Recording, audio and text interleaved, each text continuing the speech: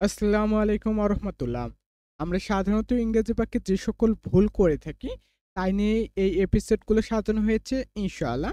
আজকের এই ক্লাসের মাধ্যমে আমরা খুবই একটি কমন যে মিস্টেক করে থাকি সেটা জানব। চলুন আমরা দেখি যে আমরা কোন মিস্টেকটা বেশি করে থাকি। প্রথম সেন্টেন্সটি হচ্ছে ইনকারেক্ট, দ্বিতীয় সেন্টেন্সটি হচ্ছে কারেক্ট। কেন ইনকারেক্ট এবং কেন কারেক্ট সেটা আমরা প্রথমে দেখি। এটা হচ্ছে he speak English very well. He speak English very well. এখানে একটি ভুল রয়েছে, তা হচ্ছে এই ভার্বের নিচে আন্ডারলাইন করে দিয়েছি যে এখানে ভুলটি রয়েছে। এখন কেন এখানে ভুলটি রয়েছে সেটা দেখো, কারেক্ট সেন্টেন্সে যেটি রয়েছে তা হচ্ছে হি স্পিক, এখানে এর যুক্ত হচ্ছে। স্পিকের সঙ্গে কি যুক্ত হয়েছে? এখানে এর যুক্ত হয়েছে। সরি, এটা যদি আমি একটু বোল্ড করে দেই এবং কালার করে দিই, এখানে এস বাড়তে বসেছে এবং তারপরে যা রয়েছে উপরের সেন্টেন্সে তাই রয়েছে। এর অনুবাদটা কি? সেটা হচ্ছে সে খুব ভালো ইংরেজি বলে। হি সরি হি স্পিক্স, সে বলে ইংলিশ, কি সে ইংরেজি বলে ভেরি ওয়েল, খুবই ভালো। যে খুবই ভালো সে কি বলে? ইংরেজি বলে। তাহলে এখানে কোয়েশ্চেন হচ্ছে, তাহলে এখানে এস কেন যুক্ত হলো বা এস কেন যুক্ত হয় সেটাই আমরা এখন দেখব। এর জন্য ব্যাখ্যা রয়েছে, আর আমরা চেষ্টা করছি যে তোমাদের জন্য এই ক্লাসগুলো প্রায় 100টি ক্লাস আমরা নেব। কতটি ক্লাস নেব? আমরা প্রায় তোমাদের জন্য 100টি ক্লাস নেব ইনশাআল্লাহ। যদি তোমরা আমাদের সাথে থাকো, এরকম ভিডিও ইনশাআল্লাহ তোমরা প্রতিনিয়ত পাবা। এখানে দেখো যে ব্যাখ্যাটি এখানে দেওয়া রয়েছে তা হচ্ছে সাবজেক্ট যদি থার্ড পারসন সিঙ্গুলার নাম্বার হয়, কি সাবজেক্ট যদি থার্ড পারসন সিঙ্গুলার নাম্বার হয় তাহলে ভার্বের সঙ্গে এস বা ইয়ের যুক্ত হয়। এস বা ইয়ের যুক্ত হয়। এখন কোয়েশ্চেন হচ্ছে first person, second person, third person এগুলো কি? আমি বলে রাখি, সেটা হচ্ছে আই। আই হচ্ছে অলওয়েজ ফার্স্ট পারসন। কি? আই হচ্ছে ফার্স্ট পারসন। আই যেমন, এরপর রয়েছে উই, আই উই এগুলো হচ্ছে ফার্স্ট পারসন। কি? এগুলো হচ্ছে ফার্স্ট পারসন। পারসন এগুলো কি? এগুলো হচ্ছে ফার্স্ট পারসন। আর সেকেন্ড পারসন কি জানো? আমি বাদে তুমি, ইউ। যেমন ইউ রয়েছে, ইওর, ইউ। ইউ হচ্ছে কি পারসন? ইউ হচ্ছে আমাদের সেকেন্ড পারসন। ইউ হচ্ছে সেকেন্ড পারসন। যে আমি ফার্স্ট পারসন, তুমি কি? তুমি হচ্ছে সেকেন্ড পারসন। আমি এবং তুমি বাদে পৃথিবীতে যতগুলো রয়েছে সকলে হচ্ছে থার্ড পারসন। তো আই এবং ইউ বাদে, সরি, আমি এবং তুমি বাদে বাকিগুলো কি? বাকি সবগুলো হচ্ছে কি পারসন? বাকি সব, আমি বলে দিচ্ছি যে বাকি সব হচ্ছে আমাদের থার্ড পারসন। বাকি সব কি? বাকি সব হচ্ছে থার্ড পারসন। বাকি সব থার্ড পারসন। তো দেখো যে প্রথমে এইটুকু ক্লিয়ার হয়ে যাও যে আই উই যেগুলো রয়েছে আমি তারা বোঝায়, সেগুলো হচ্ছে কি? সেগুলো হচ্ছে ফার্স্ট পারসন। ইউ মানে তুমি, তুমি, তোমরা, তাহারা এগুলো কি? এগুলো হচ্ছে সেকেন্ড পারসন। এছাড়া পৃথিবীতে যত কিছু রয়েছে সকল কিছু হচ্ছে থার্ড পারসন। যেমন আমি যে উদাহরণ হিসেবে বলি, যেমন হি, শি,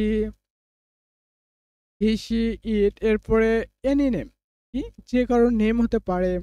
যেমন এখানে আমি বলতে পারি যে রাসেল, কি যে কারোর নাম রাসেল, এরপরে কাব্য, এরকম যত নাম রয়েছে সকল নামে কি? সকল নামে হচ্ছে থার্ড পারসন। আর এখানে আমাদের যে কোশ্চেনটি তা হচ্ছে সাবজেক্ট যদি থার্ড পারসন সিঙ্গুলার নাম্বার হয় তাহলে ভার্বের সঙ্গে কি হয়? এস বা ইয়ের যুক্ত হয়। এই কারণে এখানে ভার্বের সঙ্গে কি যুক্ত হয়েছে? এই কারণেই এখানে ভার্বের সঙ্গে এস যুক্ত হয়েছে। এখন প্রশ্ন হতে পারে এস কখন যুক্ত হয় আর ইএস কখন যুক্ত হয়, সেটা আমরা দেখি। সেটা হচ্ছে, সরি, যে এস কখন যুক্ত হয় আর ইএস কখন যুক্ত হয় এটা খুবই সহজ। সেটা হচ্ছে যে সকল ভার্বের শেষে, কি যে সকল ভার্বের সঙ্গে CH, SH, double S, X ও জেড এই কয়টি শব্দ থাকে বা ওয়ার্ড যুক্ত হয়, বা আমরা বলতে পারি লেটার যুক্ত হয়, যে এই কয়েকটি যদি কোনো ওয়ার্ডের শেষে থাকে, যে CH, SH, double S, X ও জেড যদি থাকে, তাহলে সেই ওয়ার্ডের সঙ্গে কি হবে?